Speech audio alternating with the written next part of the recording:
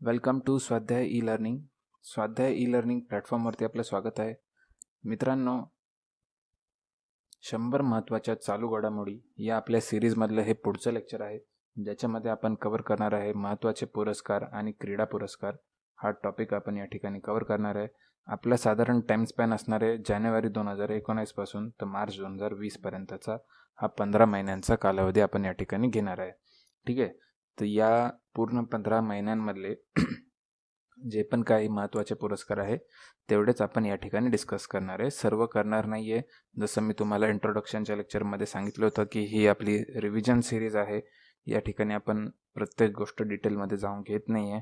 तर जे महत्त्वाचे आहे अशाच गोष्टी या ठिकाणी घेतोय, जेणेकरून तुमची रिव्हिजन या ठिकाणी होणार आहे. ठीक आहे. म्हणजे तुम्ही तुमचा जो अभ्यास आहे तो तर कंटिन्यू ठेवालच, पण सोबतच ही लेक्चर सिरीज केल्यावरती आणि ती पण प्रत्येक लेक्चर हे 2दा बघितल्यावरती. ठीक आहे. जसं मी तुम्हाला इंट्रोडक्शनच्या लेक्चरमध्ये सांगितलं आहे. ठीक आहे. मी जी टेक्निक सांगितली आहे त्या टेक्निकने बघितल्यावरती तुम्हाला याच्यातनं जास्तीत जास्त बेनिफिट मिळणार आहे, जास्तीत जास्त फायदा तुम्हाला याच्यातनं घेता येणार आहे. ठीक आहे. तर आपली लेक्चर सिरीज उपयुक्त आहे 2020 मधल्या पुढे येणाऱ्या कंबाईनच्या तसेच राज्यसेवेच्या पूर्वपरीक्षेसाठी. ठीक आहे. तर बघा, आज आपण अवॉर्ड्स घेतोय, पुरस्कार या ठिकाणी घेतोय. तर बघा, सगळ्यात महत्त्वाचा आपल्याला कोणता पुरस्कार समजून घ्यायचा आहे तर तो म्हणजे नोबेल पुरस्कार. ठीक आहे. प्रिव्हियस इयर प्रश्न बघितले तर याच्यावरती एखादा प्रश्न दरवर्षी हमखास असतोच. ठीक आहे. एक तर कंबाईनला असतो, नाही तर राज्यसेवेला असतो. ठीक आहे. पण एक प्रश्न फिक्स असतोच या नोबेल पुरस्कारांमधनं. मग आपण याच्याविषयी माहिती समजून घेऊ. बघा, नोबेल पुरस्कार आहे हे कोणातर्फे दिले जातात, संस्था कोणती आहे तर royal Swedish academy of sciences. ठीक आहे. कोणातर्फे दिले जातात? Royal Swedish academy. ठीक आहे. कोणता देश आहे ते? स्वीडन. ठीक आहे. स्वीडिश अकॅडमी म्हणजे स्वीडन हे आहे. ठीक आहे. स्वीडन हा देश आहे. ठीक आहे. रॉयल स्वीडिश अकॅडमी याच्यातर्फे हा पुरस्कार दिला जातो. पुरस्काराची रक्कम किती आहे? 9 दशलक्ष क्रोनर एवढी आहे. ठीक आहे. म्हणजे किती तर 9,18,000 अमेरिकी डॉलर्स किंवा 8,28,000 युरो. ठीक आहे. तर ही याचे डॉलरमध्ये कन्वर्ट केलेली प्राईज आहे. ठीक आहे. ही नाही लक्षात ठेवली तरी चालेल. एकापेक्षा अधिक व्यक्तींना पुरस्कार मिळाला असेल तर पुरस्काराची रक्कम विभागून देण्यात येते. ठीक आहे. तर हे तुम्हाला लक्षात ठेवायचं आहे की रक्कम जर जास्त पुरस्कर्ते असतील तर रक्कम विभागून देण्यात येईल. ठीक आहे. सर्वप्रथम नोबेल पुरस्कार हा 1901 मध्ये दिला गेला होता. सर्वप्रथम केव्हा दिला होता? 1901 मध्ये. कोणत्या क्षेत्रांमध्ये दिला जातो तो? तर बघा, क्षेत्रे आहे रसायनशास्त्र, अर्थशास्त्र, साहित्य, शांतता, भौतिकशास्त्र आणि वैद्यकशास्त्र. ठीक आहे. तर एकूण किती आहे? 6 क्षेत्रे या ठिकाणी तुम्हाला लक्षात ठेवायची. सुरुवातीला अर्थशास्त्राचे नोबेल दिले जात नव्हते, पण 1968 पासून ते सुरू आहे. ठीक आहे. म्हणजे सुरुवातीला 5 क्षेत्रांमध्ये हा पुरस्कार दिला जायचा, पण 1968 पासून तो 6 क्षेत्रांमध्ये पुरस्कार दिला जातो. ओके. मरणोत्तर नोबेल दिला जात नाही. 1974ला घेतलेल्या निर्णयानुसार मरणोत्तर नोबेल दिला जात नाही. ठीक आहे. हा निर्णय केव्हा झालेला आहे? 1974 साली झालेला आहे. ठीक आहे. जर पुरस्कार जाहीर झाल्यानंतर त्या पुरस्कारार्थीचे निधन झाले तर तो पुरस्कार मात्र त्या ठिकाणी दिला जातो. ठीक आहे. म्हणजे जाहीर झालंय, पण ते देण्याची जो दिवस आहे त्याच्या आत ती व्यक्ती समजा मरण पावली तर मग तो पुरस्कार तरी पण त्याच्या वारसांना वगैरे दिला जातो. ठीक आहे. म्हणजे त्यांच्याकडे सुपूर्द केला जातो. ओके. तर बघा, वैद्यकशास्त्राचे नोबेल आता आपण बघू. आपण जे वरती 6 क्षेत्रे निवडली. ठीक आहे. इथे बघा, इथे मी तुम्हाला सांगितलं की 6 क्षेत्रांमध्ये हा पुरस्कार दिला जातो. तर मग ती 6 क्षेत्रांमध्ये 2019 मध्ये कोणाला पुरस्कार मिळाला आहे, त्यांचं काय काय योगदान आहे हे आपण सगळं बघणार आहे. ठीक आहे. हे महत्त्वाचं आहे, याच्यावरती सहज प्रश्न येऊ शकतो. तर बघा, वैद्यकशास्त्रामधलं नोबेल कोणाला मिळालं आहे? असाध्य आजारांशी लढण्याच्या नव्या संशोधनाला हे नोबेल मिळालेलं आहे. ठीक आहे. असाध्य आजारांशी लढण्याच्या नव्या संशोधनाला हे नोबेल मिळालेलं आहे. ठीक आहे. असाध्य आजार. ओके. आणि नोबेल पुरस्कार्थी कोण आहे तर डॉक्टर केलिन ज्युनियर, हे कुठले आहे? अमेरिका. त्याच्यानंतर सर रॅटक्लिफ, हे पण अमेरिका. आणि त्याच्यानंतर ग्रेग सेमेंझा, हे कुठले आहे तर ब्रिटिश. ठीक आहे. तर मग हे तिन्ही नावं तुम्हाला लक्षात ठेवायची. वैद्यकशास्त्रातलं कोणतं आहे? Kaelin junior, America. Sir Ratcliffe, America. Gregg Semenza, British. ठीक आहे.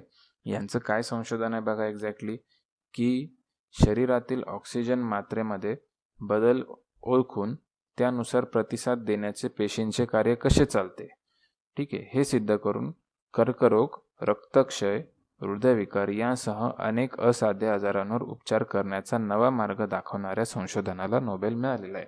ठीक आहे, म्हणजे त्यांनी काय केलंय की शरीरामध्ये ऑक्सिजनचं प्रमाण कसं कमी जास्त होतं. ठीक आहे, एखादा आजार एखाद्या व्यक्तीला जडला तर त्याच्यावरून त्याच्या ज्या सेल्स आहे, ठीक आहे, त्या कशा चेंज होतात, त्यांच्यामध्ये ऑक्सिजन देण्या घेण्याचं प्रमाण कसं कमी जास्त होतं हे ओळखून त्यांनी संशोधन केलंय.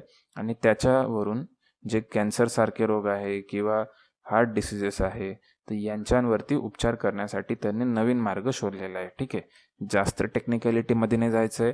ही जेवढ्या स्लाईडवरती मी इन्फॉर्मेशन दिली आहे याच्यामधूनच डायरेक्टली प्रश्न येणार आहे. ठीक आहे, एवढंच टेक्निकल तुम्हाला माहीत पाहिजे. ओके, जास्त डिटेलमध्ये त्याचं कसं होईल किंवा काय होईल हे आपल्याला माहिती करून घ्यायची गरज नाही, कारण आपण जनरल स्टडीज शिकतोय. कॉमन सेन्सवाली गोष्ट आपल्याला माहिती पाहिजे. ठीक आहे, त्याच्यात तांत्रिक बाबींशी आपला काही संबंध नाही आहे. ठीक आहे, पुढचं बघा, पुढचं टॉपिक आहे भौतिकशास्त्राचे नोबेल. ठीक आहे, भौतिकशास्त्राचे नोबेल.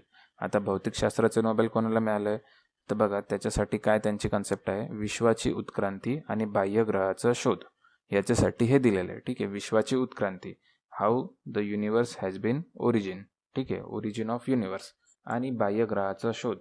ठीक आहे, म्हणजे एखादा जो आपली जी सूर्यमाला आहे त्याच्यापेक्षा दूर असलेला एखादा ग्रह. ठीक आहे, बाह्यग्रह म्हणजे काय तर जो आपल्या सूर्यमालेच्या बाहेर आहे. ठीक आहे, तर अशा ग्रहांना आपण बाह्यग्रह म्हणतो. तर यांच्या शोधासाठी हे नोबेल प्राइज या ठिकाणी मिळालेलं आहे. मग आता बघा, या वर्षीचे पुरस्कर्ते कोण आहे तर जेम्स पीबल्स आहे. हे कुठले आहे, कॅनडाचे. त्याच्यानंतर आहे मिशेल मेयर आणि त्याच्यानंतर आहे दिदियर क्वेलाल. ठीक आहे, हे 3 नावं तुम्हाला लक्षात ठेवायचे.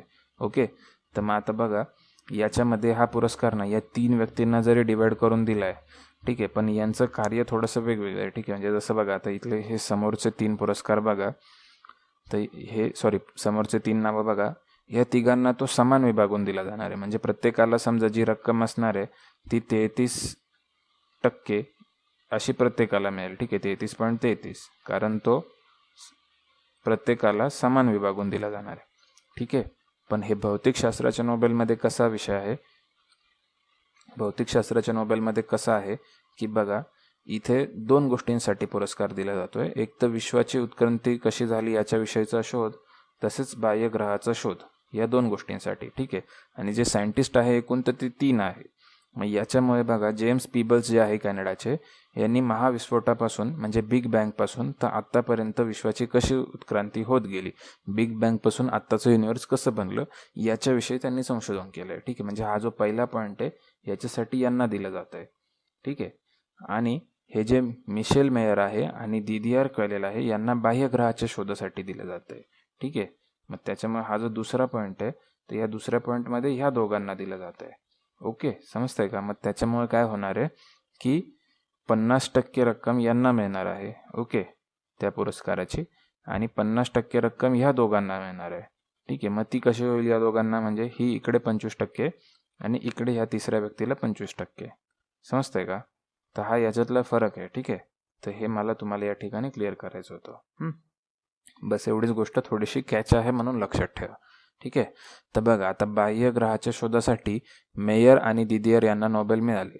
त्यांनी शोधलेला जो बाह्यग्रह आहे त्याचं नाव त्यांनी काय ठेवलेलं आहे, 51 पेगा CB. ठीक आहे, 51 पेगा CB, 51 पेगा CB हे त्या ग्रहाचं नाव आहे. ठीक आहे, हा पृथ्वीपासून 150 प्रकाश वर्ष दूर आहे. ठीक आहे, पृथ्वीपासून 50 प्रकाश वर्ष दूर आहे, 50 लाईट इयर्स. ओके, ठीक आहे, चला तर मग पुढचा बघू. पुढे आहे रसायनशास्त्रामधले नोबेल. ठीक आहे, रसायनशास्त्र. मग आता इथे कुठे मिळाले, लिथियम आयन बॅटरी. ठीक आहे, लिथियम आयन बॅटरी, ज्याला आपण LION असं तुम्ही बॅटरीचं जर स्पेसिफिकेशन बघितलं असेल, ठीक आहे, तर तिकडे लिहिलेलं असतं. ठीक आहे, LION, लिथियम आयन बॅटरी. तर ही जी असते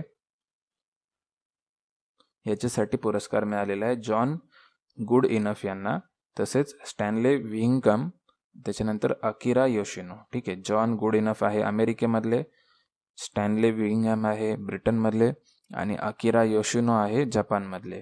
ठीक आहे. तर याच्यापैकी जे जॉन गुड इनफ आहे यांचं वय आहे 97 वर्ष. ठीक आहे. आणि हे सर्वात वयोवृद्ध नोबेल विजेते आहे. ठीक आहे. आजपर्यंतच्या इतिहासामधले सर्वात वयोवृद्ध कोणत्या व्यक्तीला जर नोबेल मिळालंय तर ते जॉन गुड इनफ आहे. ठीक आहे. त्याच्यामुळे हे पण नाव आपल्यासाठी महत्त्वाचं ठरतं. ठीक आहे. यांचं काय संशोधन आहे? Lithium ion battery. ठीक आहे. ते विकसित करण्यासाठी यांचं संशोधन आहे. ओके. पुढचा पॉईंट आहे साहित्याचे नोबेल. ठीक आहे. साहित्याचे नोबेल लिटरेचरमध्ये कोणाला मिळालं आहे तर बघा, ओल्गा टोकाझुर्ग आणि पीटर हँडकी यांना साहित्याचे नोबेल मिळाले. ओके. ओल्गा टोकाझुर्ग आणि पीटर हँडकी. आता याच्यामध्ये बघा एक कॅच काय आहे की 2018चे साहित्याचे नोबेल निवड मंडळाशी संबंधित असलेल्या व्यक्तीबाबत झालेल्या लैंगिक छळाच्या एका प्रकरणामुळे गेल्या वर्षी पारितोषिकाची घोषणा रद्द करण्यात आली होती. ठीक आहे. म्हणजे मागच्या वर्षी 2018ला साहित्याचं नोबेल त्या ठिकाणी अनाऊन्स करण्यात आलं नव्हतं. ओके. एवढं क्लिअर आहे. साहित्याचं नोबेल मागच्या वर्षी अनाऊन्स करण्यात आलेलं नव्हतं.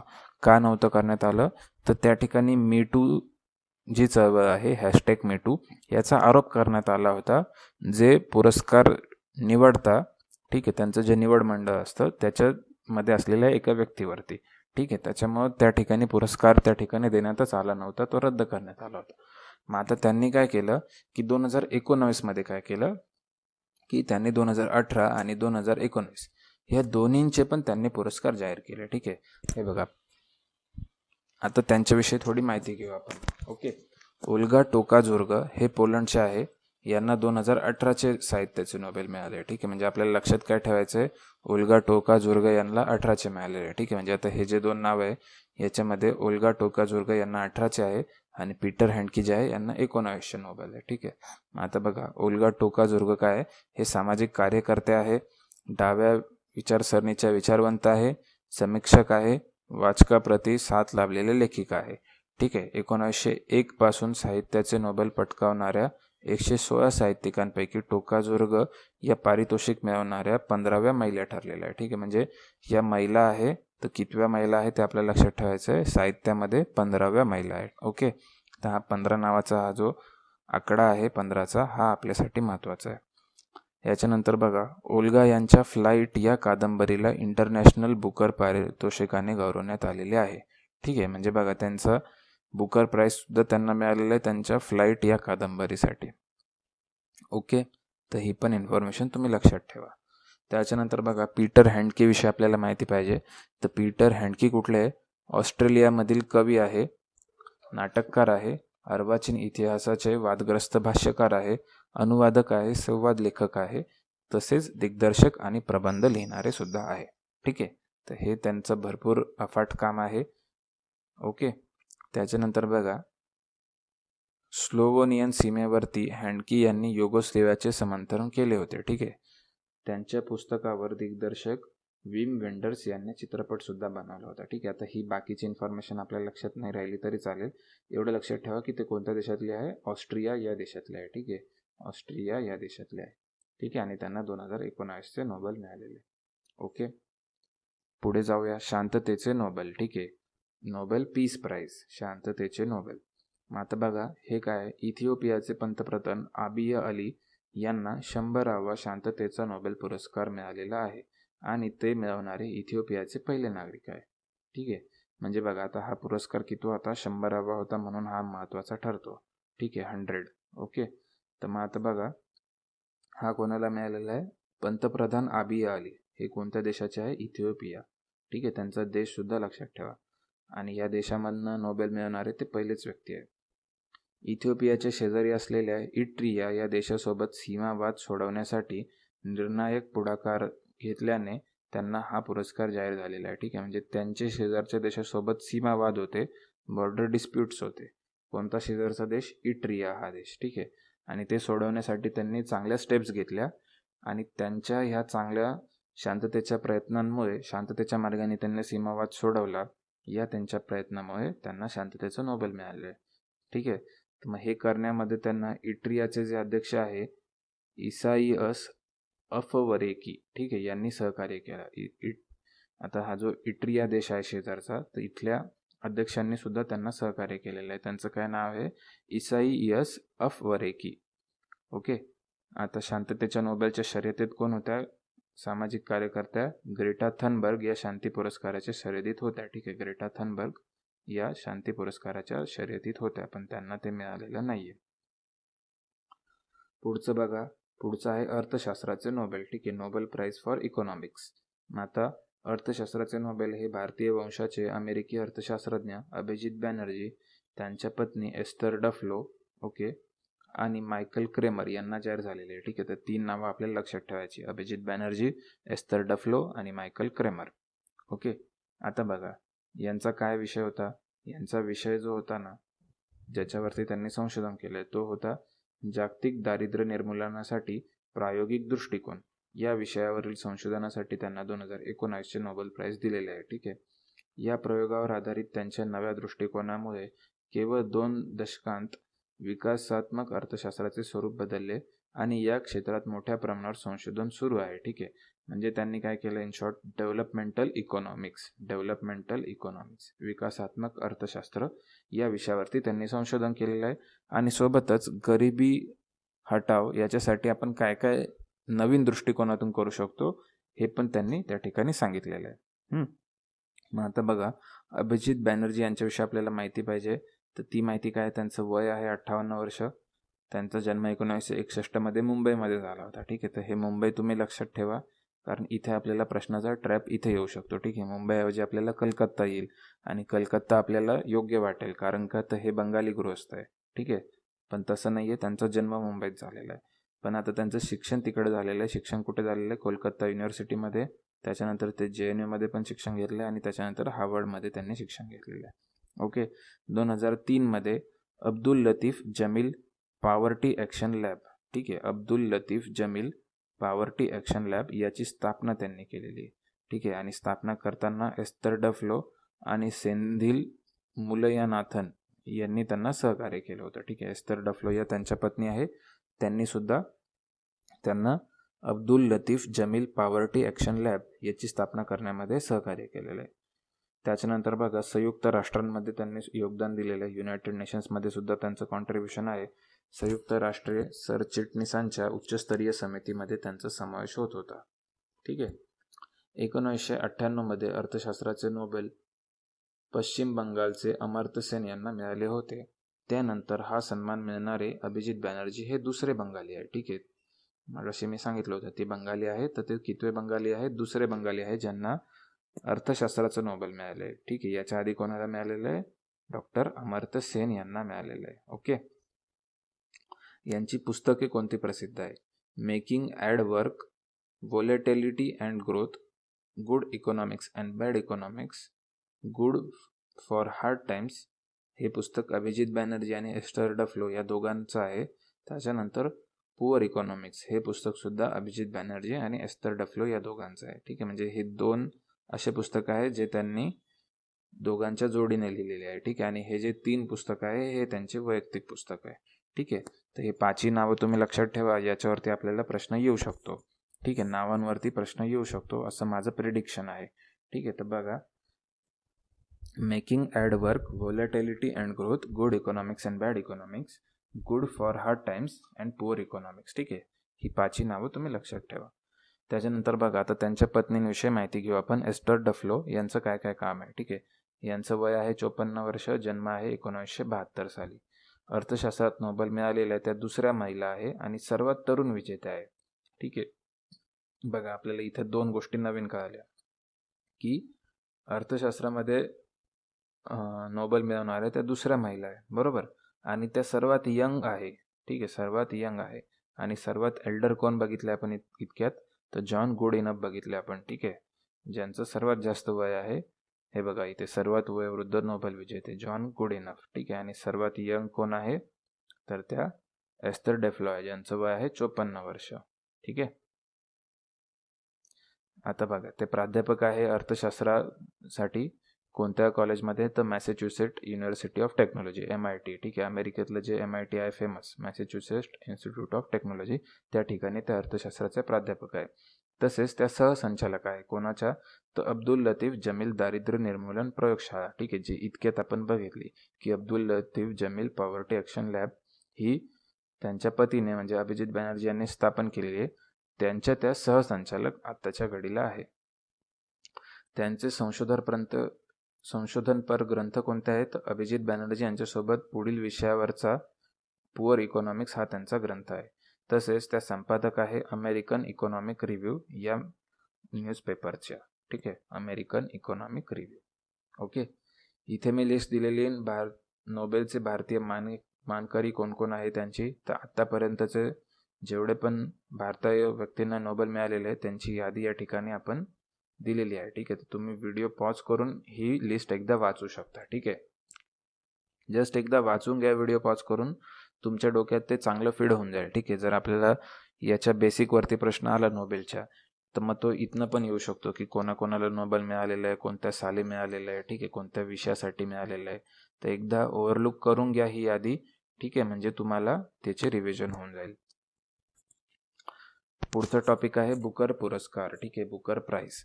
आता बुकर प्राइज काय आहे तर बघा, इंग्रजी साहित्य विश्वातील बुकर प्राइज हे पुरस्कार एक प्रमुख पुरस्कार आहे. या वर्षीचा हा पुरस्कार कॅनेडियन लेखिका मार्गारेट ॲटवूड आणि आफ्रो ब्रिटिश लेखिका बर्नार्डिन एव्हरेस्टो यांना संयुक्तपणे जाहीर झाला आहे. ठीक आहे, म्हणजे काय लक्षात ठेवायचं आहे की या वर्षीचा पुरस्कार 2 लोकांना मिळालेला आहे.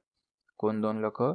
एक कॅनेडियन लेखिका आहे मार्गारेट ॲटवूड यांना, आणि दुसऱ्या आफ्रो ब्रिटिश म्हणजे आफ्रिकन आणि ब्रिटिश अशा लेखिका बर्नार्डिन एव्हरेस्टो यांना.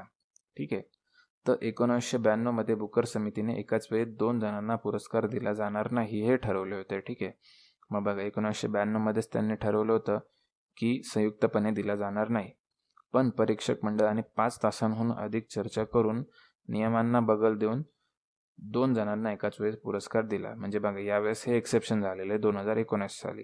ठीक आहे, म्हणून एक्सेप्शन झालंय म्हणून हे जास्त इम्पॉर्टंट ठरतं. ठीक आहे, मग 2019 हे बुकर पुरस्कार विभागून देणारे अपवादात्मक वर्ष ठरलेले आहे. ठीक आहे, exceptional year. Okay, exceptional year ते ठरलेलं आहे. मग आता आपण हे 2 जे व्यक्ती यांच्याविषयी माहिती घेऊ. पहिले आहे मार्गारेट ॲटवूड, कॅनडामधले. ठीक आहे, तर बघा द टेस्टामेंट या त्यांच्या कादंबरीला पुरस्कार जाहीर झालेला आहे. ठीक आहे, तर कादंबरी विचारली जाऊ शकते की मार्गारेट ॲटवूड यांच्या कोणत्या कादंबरीला बुकर पुरस्कार मिळाले आहे, तर त्याचं नाव आहे द टेस्टामेंट. ओके, त्याच्यानंतर बघा द ब्लाइंड असेसिन या पुस्तकासाठी त्यांना यापूर्वी बुकर प्राइज मिळालेले होते. ठीक आहे, म्हणजे बघा याच्या आधी पण त्यांना मिळालेलं आहे. त्याच्यानंतर द टेस्टामेंट हा द हँड्समेड टेलचा उत्तरार्ध आहे. ठीक आहे, द हँड्समेड टेल्स याचा उत्तरार्ध आहे.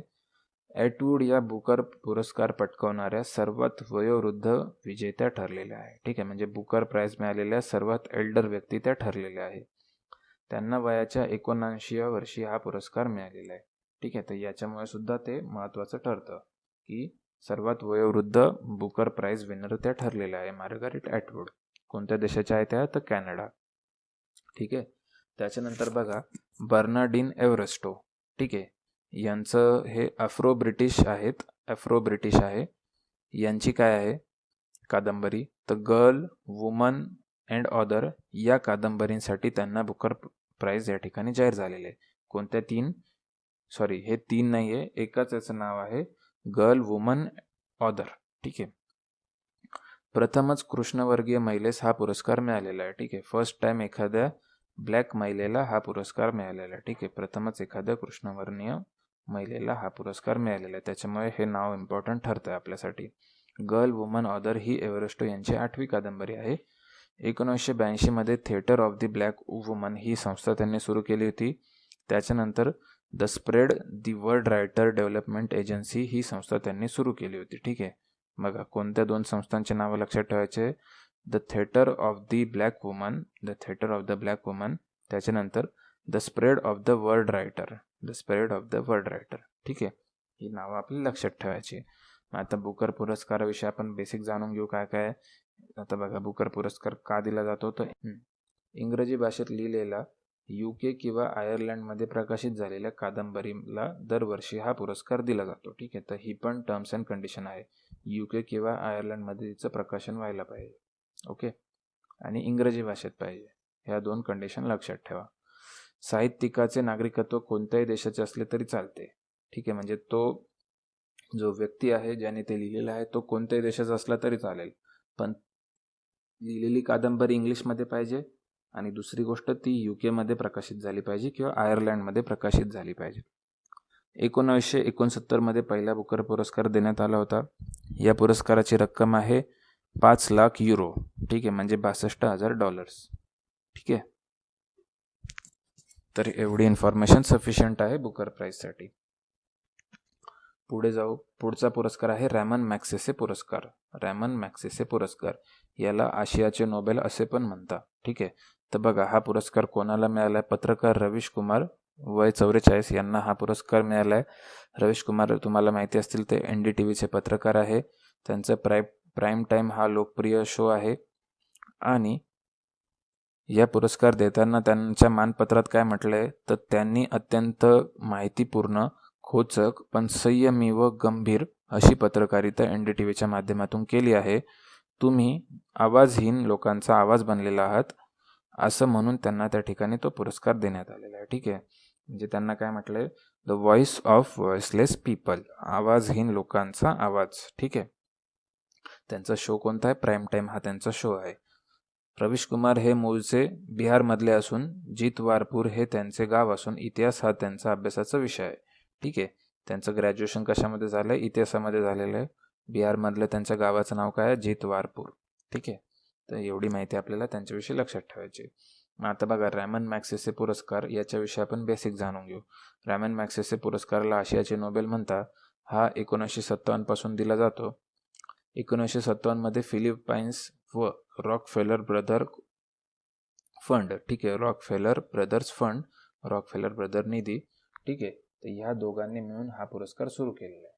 कोण? फिलिपाईन्स सरकार आणि रॉकफेलर ब्रदर्स फंड किंवा फाउंडेशन.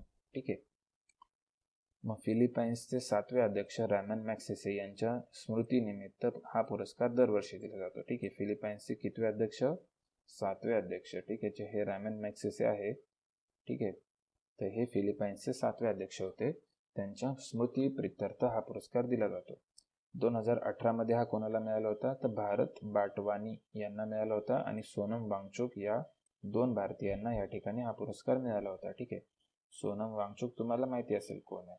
ठीक आहे, त्यांनी सध्या बायकॉट चायना ही एक मोहीम चांगल्या रीतीने सोशल मीडियावरती चालवलेली आहे. ठीक आहे, त्यांचा इतिहास तुम्हाला माहिती असेल अशी मी अपेक्षा करतो. तर ह्या दोघांना 2018 मध्ये त्या ठिकाणी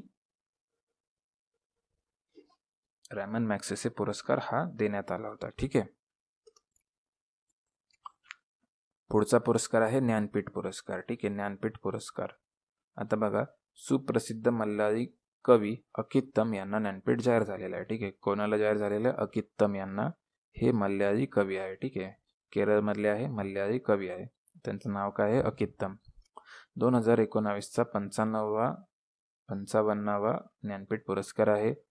55 पुस्तके त्यांची प्रकाशित आहेत, त्यापैकी 45 हे कविता संग्रह आहे. ठीक आहे, म्हणजे बघा 55वा पुरस्कार सुद्धा आहे आणि त्यांची एकूण पुस्तके किती आहे? तर ती पण 55 आहे. ठीक आहे, त्याच्यानंतर बघा त्यांची गाजलेली पुस्तके कोणती आहे?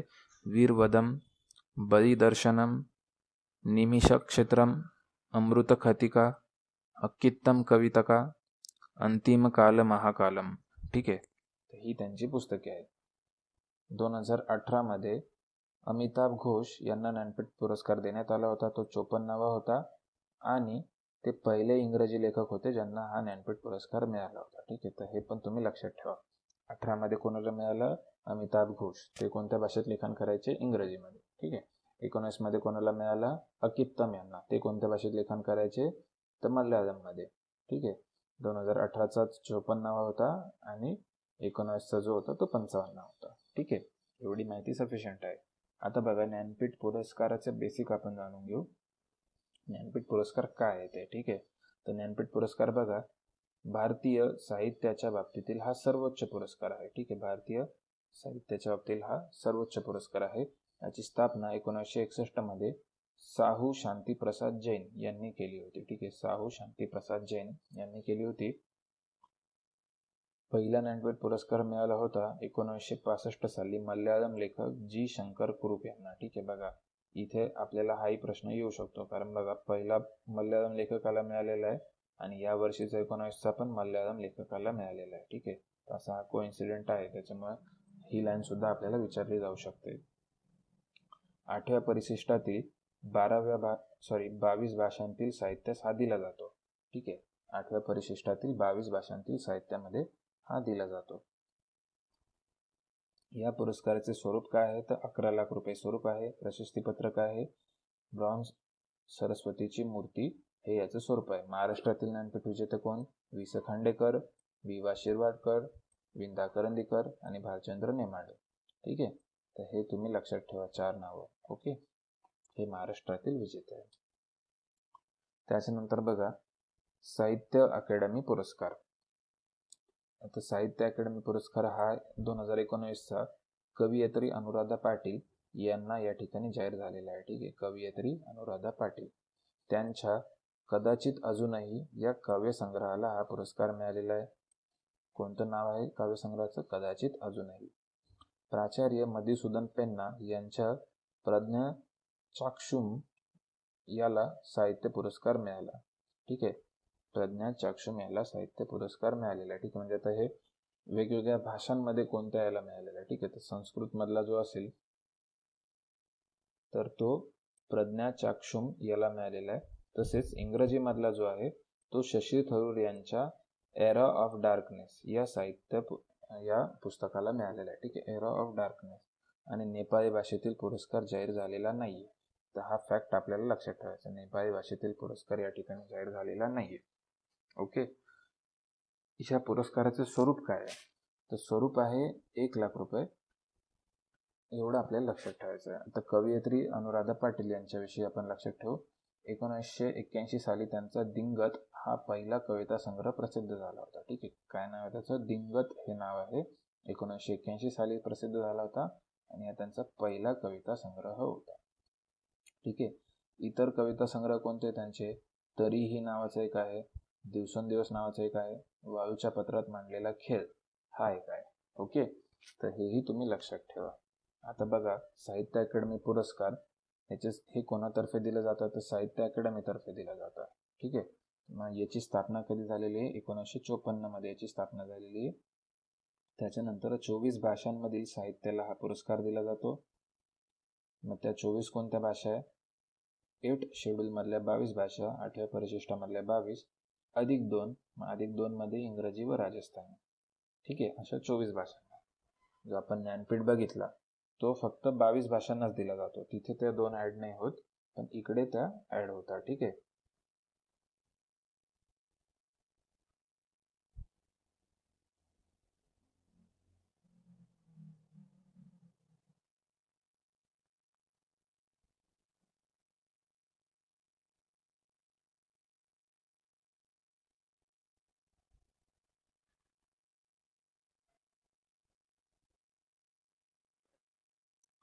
पुढचा पुरस्कार आहे दादासाहेब फाळके पुरस्कार.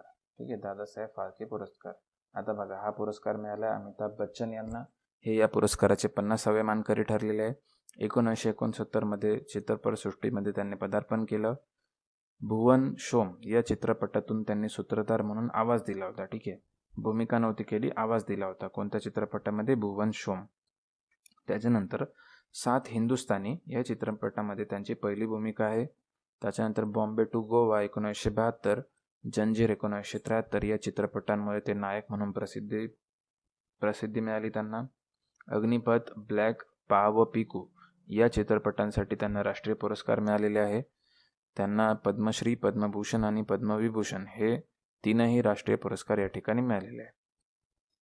त्यांचं एक पुस्तक आपल्या लक्षात ठेवायचं आहे, त्यांनी आता पुस्तक लिहिलेलं आहे, त्याचं नाव काय आहे, soul curry for you and me and empowering philosophy that can change your life. ठीक आहे, इथे इंग्लिश नाही आहे, that can change your life. ठीक आहे, हे टायपिंग मिस्टेक आहे इथे, that can change your life हे त्यांच्या पुस्तकाचं नाव आहे. ओके, तर मग तुम्ही ते लक्षात ठेवा. ठीक आहे, हे खूप मोठं नाव आहे, एकच नाव आहे ते, soul curry for you and me and empowering philosophy that can change your life. Okay, Dadasaheb Phalke पुरस्काराविषयी आपण बेसिक माहिती घेऊ. 1969 पासून या पुरस्काराची सुरुवात झालेली आहे. ठीक आहे, बघा आता ह्या पुरस्काराची सुरुवात जेव्हापासून झाली तेव्हापासून अमिताभ बच्चन यांनी चित्रपटसृष्टीमध्ये पदार्पण केलेलं आहे. ठीक आहे, तर हे पण एक कोइन्सिडन्स आहे, दोन्ही सारखेच आहे. 17व्या चित्रपट पुरस्कार सोहळ्यातील पहिला दादासाहेब फाळके पुरस्कार अभिनेत्री देविका राणी यांना प्रदान केला गेला. दादासाहेब फाळके यांना भारतीय चित्रपट सृष्टीचे जनक मानले जाते. राजा हरिश्चंद्र हा चित्रपट त्यांनी 1913 मध्ये दिग्दर्शित केला होता. ठीक आहे, तर एवढी माहिती आपल्याला लागणार आहे, तेवढी या ठिकाणी या लाईनमध्ये दिलेली आहे. ठीक आहे, पुढे जाऊ. पुढचा टॉपिक आहे नागरी पुरस्कार. ठीक आहे, तर नागरी पुरस्कार म्हणजे कोणते, तर भारतरत्न आणि पद्म पुरस्कार हे आपण या हेडिंग खाली बघणार आहे. नागरी पुरस्कार या हेडिंग खाली सगळ्यात पहिले बघू भारतरत्न पुरस्कार 2019चा. ठीक आहे, आता हा 2020चा अनाऊन्स झालेला नाहीये, हा 19चा आहे. ठीक आहे, बघा 3 व्यक्तींना मिळालं आहे. प्रणव मुखर्जी हे 46वे आहे पुरस्कार होल्डर. भूपेन हजारिका यांना मरणोत्तर मिळालेलं आहे, हे 47वे आहे. त्याच्यानंतर नानाजी देशमुख हे 48वे आहे. ठीक आहे, हा भारताचा सर्वोच्च नागरी सन्मान पुरस्कार आहे. भारताचा सर्वोच्च नागरी सन्मान कोणता आहे, भारतरत्न पुरस्कार. या पुरस्काराची स्थापना कधी करण्यात आली, तर 2 जानेवारी 1954 या साली करण्यात आली. या पुरस्कारामध्ये काय देण्यात येते, तर पुरस्कार म्हणून देण्यात येणारे ताम्रपट पिंपळाच्या पानाच्या आकाराचे तांबे वापरून बनवण्यात आलेले आहे. ठीक आहे, म्हणजे जे भारतरत्न असं लिहिलेलं जे मेडल असतं त्याचा आकार पिंपळाच्या पानासारखा असतो. ठीक आहे, आणि ते तांबे या धातूपासून बनवलेलं असतं. ठीक आहे, एवढं आपल्याला लक्षात ठेवायचं आहे.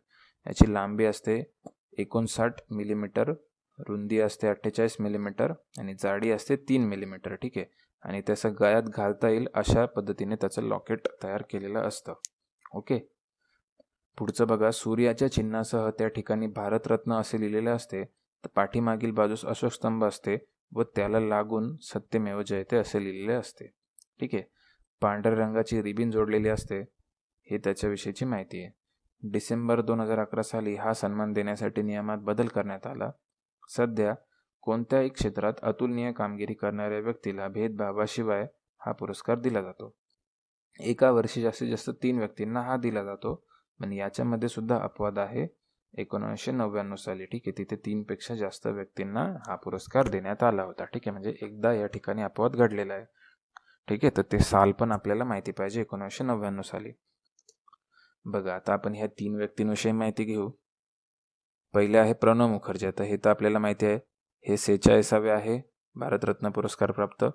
यांचा जन्म 11 डिसेंबर 1935 मध्ये ग्राम मिराती, बीरभूम जिल्ह्यामध्ये झाला होता, पश्चिम बंगाल राज्यामध्ये. ठीक आहे, भारतीय राजकारणातील स्टेट्समॅन अशी त्यांची ओळख आहे. माजी पंतप्रधान मनमोहन सिंग हे RBIचे गव्हर्नर असताना प्रणव मुखर्जी हे देशाचे अर्थमंत्री होते. ठीक आहे, जेव्हा मनमोहन सिंग RBIचे गव्हर्नर होते तेव्हा प्रणव मुखर्जी देशाचे अर्थमंत्री होते. त्याच्यानंतर 2012 ते 17 या कालावधीमध्ये भारताचे ते 13वे राष्ट्रपती म्हणून त्यांनी काम केलेलं आहे. ठीक आहे, भारताचे कितवे राष्ट्रपती, 13वे. ठीक आहे, आणि कितवे भारतरत्न प्राप्त, तर 46वे. ओके, त्यांची पुस्तके कोणती आहे, तर बघा पुस्तके आहेत अ कोलिशन इयर, त्याच्यानंतर mid term poll, the turbulent years, 1980-1996, emergency dimensions of Indian economy. ठीक आहे, तर ही त्यांची पुस्तके आहे. हे पण तुम्ही लक्षात ठेवा, आपल्याला पुस्तकांवरती सुद्धा प्रश्न येऊ शकतोय. याच्यानंतर दुसरे भारतरत्न पुरस्कार प्राप्त म्हणजे या वर्ष 19 मधले, तर ते आहे भूपेन हजारिका. हे एकूण 47वे भारतरत्न पुरस्कार प्राप्त आहे. ठीक आहे, बघा जन्म यांचा झालेला 8 सप्टेंबर 1926 साली सदियामध्ये. ठीक आहे, सदिया कुठे आहे, तर आसाम राज्यामध्ये आहे. ठीक आहे, त्या ठिकाणी त्यांचा जन्म झाला आहे. 1939 साली वयाच्या 12व्या वर्षी आसामी चित्रपट इंद्रमालती यामध्ये त्यांनी छोटीशी भूमिका व पार्श्वगायन केले होते. ठीक आहे, म्हणजे त्यांचा कोणता येईल पहिला चित्रपट, इंद्रमालती नावाचा. ठीक आहे, आणि याच ठिकाणी त्यांनी पार्श्वगायन सुद्धा केले होते. ठीक आहे, आसामी या त्यांच्या मूळ भाषेव्यतिरिक्त हिंदी आणि बंगालीसह इतर भारतीय भाषांमध्ये त्यांनी गायन केलेले आहे. ओके, आसामी सोबत हिंदी आणि बंगालीमध्ये सुद्धा त्यांनी गायन केलेले आहे. गांधी टू हिटलर या चित्रपटात महात्मा गांधी यांचे आवडते जे भजन आहे, वैष्णव जन तो तेने कहिए जो पीड पराई जाने, हे त्यांचं भजन होतं. तर हे त्यांनी गायलं होतं. ठीक आहे, कोणत्या चित्रपटामध्ये? Gandhi to Hitler. ठीक आहे, या चित्रपटामध्ये. त्याच्यानंतर चारही नागरी सन्मान पुरस्कार मिळवणारे हे तिसरे व्यक्ती आहे. ठीक आहे, चारही नागरी सन्मान पुरस्कार मिळवणारे. चारही म्हणजे कोणते? तर एक पद्मश्री आहे, पद्मभूषण आहे, पद्मविभूषण आहे आणि त्याच्यानंतरचं भारतरत्न आहे. तर हे चारही मिळवणारे हे तिसरे व्यक्ती आहे. मग याच्या आधीचे दोन कोण आहे? तर बिस्मिल्ला खान आहे, पंडित भीमसेन जोशी आहे आणि तिसरे आहे भूपेन हजारिका. ठीक आहे, त्याच्यानंतर तिसरी व्यक्ती जे आपल्याला लक्षात ठेवायचे ते आहे नानाजी देशमुख. हे 48वे भारतरत्न प्राप्त व्यक्ती आहे. यांचं पूर्ण नाव होतं चंडिकादास अमृतराव देशमुख. ठीक आहे, चंडिकादास अमृतराव देशमुख. हे RSSचे कार्यकर्ते होते. बघा आता यांच्याविषयी काय काय माहिती आहे. यांचा जन्म झालेला आहे 11 ऑक्टोबर 1916 सेनगाव तालुक्यातील कडोळी येथे, जिल्हा परभणी आणि सध्या तो हिंगोली जिल्हा आहे. ठीक आहे, त्यांचं गाव सध्या हिंगोली जिल्ह्यामध्ये. ठीक आहे, म्हणजे यांचा जन्म महाराष्ट्रात आहे, एवढं तुम्ही लक्षात ठेवा. ओके, नानाजी हे आधुनिक काळातील ददीची म्हणून ओळखले जातात. ठीक आहे, आधुनिक काळातील ददीची असं त्यांना म्हटलं जातं. आपल्याकडे एक ददीची ऋषी होऊन गेलेले आहे, तर यांना आधुनिक काळातल्या ददीची असं म्हटलं जातं. त्यांनी उत्तर प्रदेशमधील बलरामपूर या ठिकाणी निवडून आल्यावर केंद्रातील मंत्रिपदाची संधी त्यांनी धुडकावून लावली होती. ठीक आहे, स्वतः ते निवडून आले होते, त्यांना मंत्रिपदाची ऑफर पण देण्यात आली होती, पण त्यांनी ते घेतली नाही. त्याच्यानंतर 1972 त्यांनी दीनदयाल शोध संस्था स्थापन केली. ठीक आहे, दीनदयाल रिसर्च इन्स्टिट्यूट याची त्यांनी स्थापना केली 1972. महाराष्ट्रामध्ये त्यांचं काय काम आहे?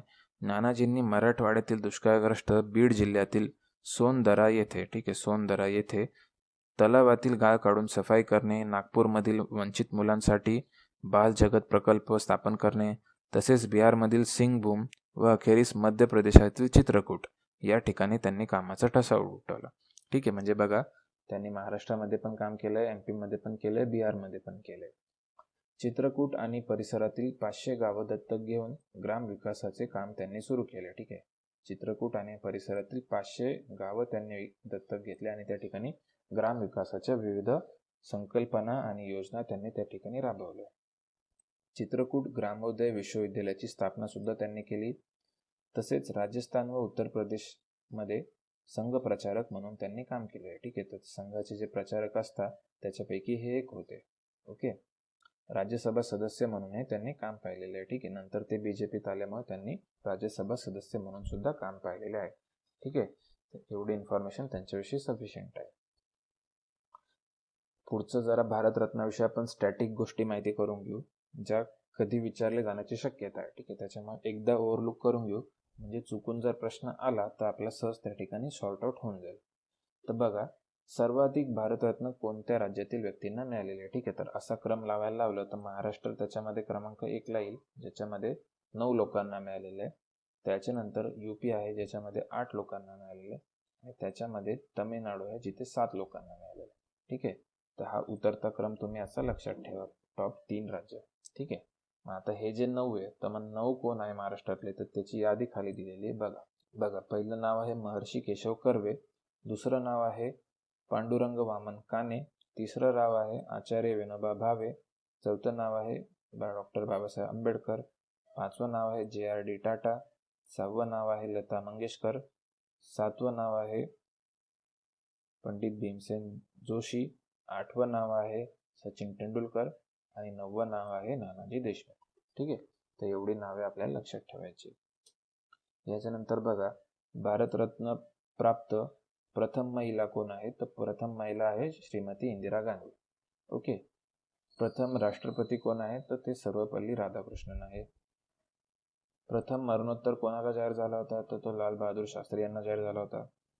प्रथम महाराष्ट्रीयन कोणाला जाहीर झाला होता? तर धोंडो केशव कर्वे. सर्वाधिक वयाचे कोण होते? तर ते पण धोंडो केशव कर्वे आहे. आणि सर्वात कमी वयाचे कोण आहे? तर सचिन तेंडुलकर आहे. ठीक आहे, त्याच्यानंतर भारतरत्न प्राप्त 2 परदेशी व्यक्ती आहेत, त्यांचं नाव आपल्याला लक्षात ठेवायचं आहे. खान अब्दुल गफ्फार खान 1987 साली, यांनाच आपण फ्रंटियर गांधी म्हणतो. त्याच्यानंतर नेल्सन मंडेला, ठीक आहे, 1990 साली. तर या 2 परदेशी व्यक्तींना सुद्धा भारतरत्न पुरस्काराने सन्मानित करण्यात आलेले आहे. तसेच मगाशी जे आपण पॉईंट बघितला तो परत इथे सेपरेट करून दिलेला आहे की 4ही नागरी पुरस्कार प्राप्त 3 व्यक्ती आहे, बिस्मिल्ला खान, भीमसेन जोशी आणि भूपेन हजारिका यांना 4ही नागरी पुरस्कार मिळालेले आहे. ठीक आहे, तर हे पण तुम्ही लक्षात ठेवा. आता आपण भारतरत्न बघितला, त्याच्यानंतर आपण आता बाकीचे 3 पुरस्कार बघू. त्याच्यामध्ये आहे पहिला पद्म पुरस्कार. ठीक आहे, म्हणजे पद्म पुरस्कार बघू आपण 2020चे. ठीक आहे, भारतरत्न पुरस्कार आपण बघितले 2019चे, पण पद्म पुरस्कार हे 25 जानेवारी 2020ला जाहीर करून झालेले आहे. ठीक आहे, मग त्यामुळे हे 2020चे पुरस्कार आहे. ठीक आहे, 19चे आपण बघत नाहीये. मग आता बघा, 25 जानेवारी 2020 रोजी एकूण 141 व्यक्तींना पद्म पुरस्कार जाहीर करण्यात आलेले आहे. यामध्ये 7 जणांना पद्मविभूषण देण्यात आलेलं आहे, 16 जणांना पद्मभूषण देण्यात आलेलं आहे आणि 118 व्यक्तींना पद्मश्री देण्यात आलेले आहे. याच्यामध्ये एकूण 34 महिलांचा समावेश आहे. 12 लोकांना मरणोत्तर देण्यात आलेलं आहे, तर 18 परकीय व्यक्तींचा याच्यात समावेश आहे. महाराष्ट्रातील एकाही व्यक्तीचा पद्मविभूषणमध्ये समावेश नाही, तर हे तुम्ही फॅक्ट लक्षात ठेवायचं. पद्मविभूषणमध्ये महाराष्ट्रातील एक पण नाहीये 2020 साली. ठीक आहे, पद्मभूषणमध्ये महाराष्ट्रातील एक व्यक्ती आहे, ती म्हणजे उद्योगपती आनंद महिंद्रा, आणि पद्मश्रीमध्ये महाराष्ट्रातील 12 व्यक्ती आहे. ठीक आहे, अशा एकूण 13 व्यक्तींना महाराष्ट्रातल्या हा पुरस्कार जाहीर झालेला आहे, पद्म पुरस्कार. ठीक आहे, तर आता पद्मश्री मधले आपण ठीक आहे, तर मग आता पुढचा पॉईंट बघा. या पुरस्काराची सुरुवात 1954 मध्ये करण्यात आली. पद्म पुरस्कार 3 श्रेणीत दिले जातात. ठीक आहे, आता हे बेसिक आपण माहिती घेतो याच्याविषयी. पद्मविभूषण कुठे दिला जातो? अपवादात्मक आणि प्रतिष्ठित सेवेसाठी. ठीक आहे, एक्सेप्शनल सर्व्हिस. ठीक आहे, अपवादात्मक सेवा म्हणजे काय? एक्सेप्शनल सर्व्हिस, याच्यासाठी दिला जातो. त्याच्यानंतर पद्मभूषण कुठे दिला जातो? उच्च पातळीवरील प्रतिष्ठित सेवेसाठी. ठीक आहे, उच्च पातळीवरील प्रतिष्ठित सेवेसाठी. आणि पद्मश्री कुठे दिला जातो? तर प्रतिष्ठित सेवेसाठी दिला जातो. ठीक आहे, म्हणजे बघा, प्रतिष्ठित सेवा तिन्हीकडे कॉमन आहे. ठीक आहे, फक्त एक एक कीवर्ड वाढलेला आहे. तर जर समजा याचा जोड्या लावायला प्रश्न आला तर तो थोडा कॉमन सेन्सने सोडवा. ठीक आहे, जो या तिघांमधला खालचा पुरस्कार आहे तो पद्मश्री आहे, मग तो फक्त प्रतिष्ठित सेवेसाठी दिला जातो. त्याच्या वरचा आहे पद्मभूषण, तो उच्च पातळीवरच्या प्रतिष्ठित सेवेसाठी दिला जातो. ठीक आहे, आणि त्याच्या वरचा आहे पद्मविभूषण, तो अपवादात्मक. ठीक आहे, म्हणजे एक्सेप्शनल, म्हणजे खूप जास्त चांगलं काम करणाऱ्या व्यक्तीला दिला जातो. ठीक आहे, तर हे 3 नावं आणि त्यांचे मिनिंग तुम्ही लक्षात ठेवा. मग आता बघा, पद्मविभूषण जे आहे 2020चे, याच्यामध्ये 7 नावं कोणते? पहिलं आहे जॉर्ज फर्नांडिस, नंतर अरुण जेटली, अनिरुद्ध जगन्नाथ, मेरी कोम, छन्नूलाल मिश्रा, सुषमा स्वराज यांना मरणोत्तर, विश्वेश तीर्थ स्वामी यांना मरणोत्तर. विश्वेश तीर्थ स्वामी. ठीक आहे, इथे एक लक्षात ठेवण्यासारखं काय की जॉर्ज फर्नांडिस बघा, यांच्याविषयी यांना मरणोत्तर दिला गेला आहे, बरोबर आहे. ठीक आहे, यांचं बरंचसं काळ यांचं वास्तव्य महाराष्ट्रात होतं. ठीक आहे, पण यांचं मूळ राज्य बिहार मानलेलं आहे. ठीक आहे, मग त्याच्यामुळे यांचा जो पुरस्कार आहे तो बिहार राज्याच्या कॅटेगरीमध्ये गेलेला आहे. ठीक आहे, तर हा थोडासा कॅच तुम्ही लक्षात ठेवा, बाकी लक्षात नाही राहिलं तरी चालणार. आता बघा, पद्मश्री कोणाला दिला गेलेला आहे? पद्मश्री दिला गेलेला आहे पोपटराव पवार यांना. हे तुम्हाला माहितीच असेल, हिरवे बाजारचे सरपंच आहे. पवारांनी पहिली ग्रामसभा 26 जानेवारी 1990ला भरवली. राज्याच्या आदर्श गाव प्रकल्प आणि समितीचे ते कार्याध्यक्ष आहे. ठीक आहे, राज्याचा जो आदर्श गाव प्रकल्प आहे त्याचे ते कार्याध्यक्ष आहे. तसेच आदर्श ग्राम योजना प्रकल्प राबवण्यासाठी त्यांनी पंचसूत्री तयार केली होती. श्रमदान, चराईबंदी, कुऱ्हाडबंदी, नशाबंदी आणि कुटुंब नियोजन ही त्यांची पंचसूत्री आहे. ठीक आहे, पोपटराव पवार यांचं आपल्याला गाव लक्षात ठेवायचं आहे, हिवरे बाजार. ठीक आहे, त्याच्यानंतर बघा, राहीबाई पोपरे यांना पण पद्मश्री जाहीर झालाय. या पण महाराष्ट्रातल्या आहे. तर बघा, यांना काय समजलं जातं? यांना बीज माता म्हटलं जातं. ठीक आहे, बीज माता राहीबाई सोमा पोपरे यांनी आदिवासी भागामध्ये पहिली बियाणे बँक तयार केली. ठीक आहे, पहिली बियाणे बँक कोणी तयार केली? तर राहीबाई पोपरे यांनी. सुमारे 25 वर्षापूर्वी राहीबाईंनी अकोले तालुक्यातील कोंभाणे गावामध्ये विविध पिकांचे जुने वाण साठवण्याचे काम हाती घेतले होते. ठीक आहे, त्याच्यानंतर त्यांच्या बियाणे बँकेमध्ये 54 पिकांचे 116 विविध प्रकारचे वाण साठवण्यात आलेले आहे. बायफ या संस्थेच्या माध्यमातून 1997 पासून राहीबाई त्यांच्या कार्याचे दस्तऐवजन सुरू केलेले आहे. ठीक आहे, म्हणजे त्यांचं डॉक्युमेंटेशन चालू आहे या सर्व कार्याचं बायफ या संस्थेच्या माध्यमातून. ठीक आहे, तर राहीबाई पोपरे विषयी आपल्याला काय लक्षात ठेवायचं आहे की त्या अकोले तालुक्यातल्या आहे. एवढं पहिली गोष्ट. त्याच्यानंतर त्यांनी आदिवासी भागात पहिली बियाणे बँक निर्माण केली आहे. ठीक आहे, तेवढ्या 2 गोष्टी.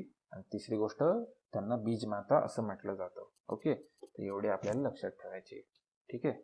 त्याच्यानंतर तिसरे कोण व्यक्ती आहे तर सय्यद भाई हे तिसरे व्यक्ती आहे. सय्यद भाई कोण आहे तर बघा, 22 मार्च 1970 हमीद दलवाई, सय्यद भाई आणि इतर सहकाऱ्यांनी मुस्लिम सत्यशोधक मंडळ याची स्थापना केली. ठीक आहे, मग सय्यद भाई कोण आहे तर मुस्लिम सत्यशोधक मंडळ ह्याची त्यांनी स्थापना केलेली आहे. ठीक आहे, म्हणजे मुसलमानांमधले ते सुधारणावादी कार्यकर्ते आहेत. ठीक आहे. तलाकचा प्रश्न असो, इस्लामचे तत्वज्ञान असो, मुल्ला मौलवींचे वर्चस्व असो, मुस्लिम समाजातील पुरुषवृत्ती असो, तलाक पीडित महिलांच्या वेदना असो, बेरोजगारीचा प्रश्न असो, अशा अनेक प्रश्नांविषयी त्यांनी समजावून संपूर्ण परिवर्तन करण्याविषयी त्यांनी काम केलेलं आहे. ठीक आहे, आपल्याला लक्षात काय ठेवायचं, सय्यद भाईंविषयी मुस्लिम सत्यशोधक मंडळ यांची त्यांनी स्थापना केली आहे. कोणासोबत, हमीद दलवाई यांच्यासोबत. ठीक आहे, तर एवढी इन्फॉर्मेशन सफिशियंट आहे. याच्यानंतरचा टॉपिक आहे भारतीय खेळ पुरस्कार. ठीक आहे, भारतीय खेळ पुरस्कार. आता बघा कोणते कोणते पुरस्कार आहे, त्यांचं स्वरूप काय आहे आणि 2019ला तो कोणाला मिळाला आहे. ठीक आहे, याच्या जास्त डिटेलमध्ये जाणार नाही आपण, जस्ट नावं लक्षात ठेवणार आहे आणि 2-3 तेच ऐकून किंवा वाचून पाठ करून आपण एवढं, याच्यावरती प्रश्न आला तरी तो 1 लाइनर फॉर्मॅटमध्ये येण्याची जास्त शक्यता आहे. ठीक आहे, तर बघा पुरस्कार पहिला कोणता आहे, राजीव गांधी खेलरत्न पुरस्कार. खेलरत्न पुरस्कार. ठीक आहे, हा कधीपासून दिला जातो तर 1992 पासून दिला जातो. पुरस्काराचे स्वरूप काय आहे तर एक पदक आहे, त्याच्यासोबत 7.5 लाख रुपये दिले जातात आणि क्रीडा क्षेत्रातील हा सर्वोच्च पुरस्कार आहे. ठीक आहे, म्हणजे आता बघा नागरी पुरस्कारांमध्ये जर सर्वोच्च तुम्हाला विचारला तर तो भारतरत्न येतो, इतर पुरस्कार त्याच्या खाली आहे. तसं क्रीडा क्षेत्रातील सर्वोच्च पुरस्कार जर कोणता विचारलं तर तो आहे राजीव गांधी खेलरत्न पुरस्कार. ठीक आहे, आणि हा याच्यासाठी क्रायटेरिया काय आहे तर 4 वर्ष सलग 4 वर्ष एखाद्या खेळामध्ये नेत्रदीपक कामगिरी करणाऱ्या व्यक्तीला तो दिला जातो. तर हे जे 4 वर्ष आहे हे महत्त्वाचं आहे, हे लक्षात ठेवा. ठीक आहे, इथे आपल्याला प्रश्न विचारताना 4 ऐवजी 5 येऊ शकतं किंवा 3 पण येऊ शकतं. बघा 2019चं कोणाला मिळालं, बजरंग पुनिया यांना मिळालेलं आहे, हे कुस्तीमधले आहे. ठीक आहे, आणि त्याच्यानंतर दीपा मलिक यांना मिळाल्या ज्या पॅरा ॲथलीट आहे. ठीक आहे, तर हे 2 नावं लक्षात ठेवा, बजरंग पुनिया कुस्ती आणि दीपा मलिक पॅरा ॲथलीट. ठीक आहे, त्याच्यानंतर दुसरा पुरस्कार आहे अर्जुन पुरस्कार. हा 1961 पासून दिला जातो. ठीक आहे, आंतरराष्ट्रीय स्तरावरती उत्कृष्ट कामगिरी करणाऱ्या व्यक्तीला दिला जातो. याच्यामध्ये अर्जुनाचा पुतळा आहे आणि 5 लाख रुपये आहे. ठीक आहे, हा 19 खेळाडूंना दिलेला आहे. त्याच्यामधले प्रमुख कोणते, रवींद्र जडेजा क्रिकेटसाठी, पूनम यादव क्रिकेटसाठी, अंजुम मुदगिल नेमबाजीसाठी, शेरगिल पोलोसाठी, अजय ठाकूर कबड्डीसाठी, पूजा धांडा कुस्तीसाठी. त्याच्यानंतर द्रोणाचार्य पुरस्कार 1985 पासून. ठीक आहे, द्रोणाचार्य पुरस्कार 1985 पासून. तर बघा आता हे द्रोणाचार्य कोण होते, गुरु होते. ठीक आहे, गुरु होते. त्याच्यामुळे आपल्याला याच्यात काय लक्षात ठेवायचं आहे की हा पुरस्कार आहे ना प्रशिक्षकांना दिला जातो. ठीक आहे, म्हणजे स्पोर्ट्समनला दिला जात नाही, त्याचा जो ट्रेनर आहे त्याला दिला जातो. याच्यामध्ये काय, द्रोणाचार्याचा पुतळा आहे पुरस्कारामध्ये, तसेच 5 लाख रुपये त्या ठिकाणी मिळतात. ठीक आहे, मग आता बघा 6 लोकांना मिळालेलं आहे, त्याच्यातले 4 लक्षात ठेवा आपण. संजय भारद्वाज क्रिकेटसाठी, संदीप गुप्ता टेबल टेनिससाठी, खोखार कबड्डीसाठी आणि विमल कुमार बॅडमिंटनसाठी. ओके, याच्यानंतर बघा ध्यानचंद पुरस्कार. हा लेटेस्ट पुरस्कार आहे, हा 2002 पासून दिला जातो. ठीक आहे, तर बघा याच्यामध्ये काय एक मानचिन्ह आहे, 5 लाख आहे आणि संपूर्ण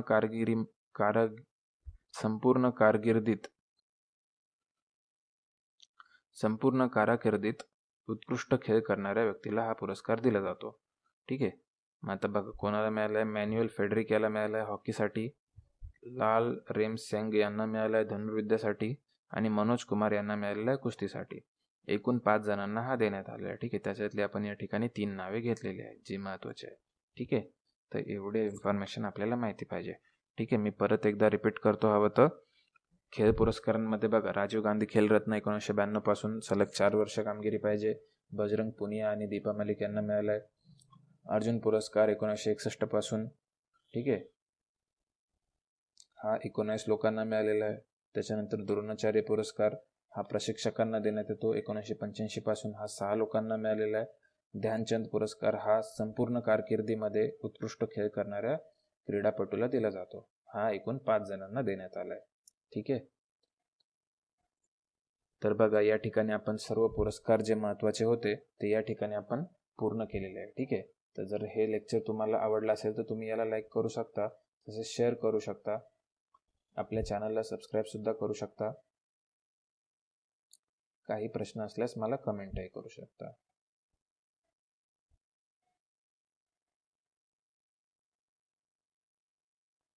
या लेक्चरचं तुम्हाला PDF हवं असेल तर तुम्ही आपलं टेलिग्राम चॅनल जॉईन करा. त्या ठिकाणी हे सर्व PDF आपण शेअर करतोय. ठीक आहे. त्याचा ॲड्रेस मी या ठिकाणी दिलेला आहे.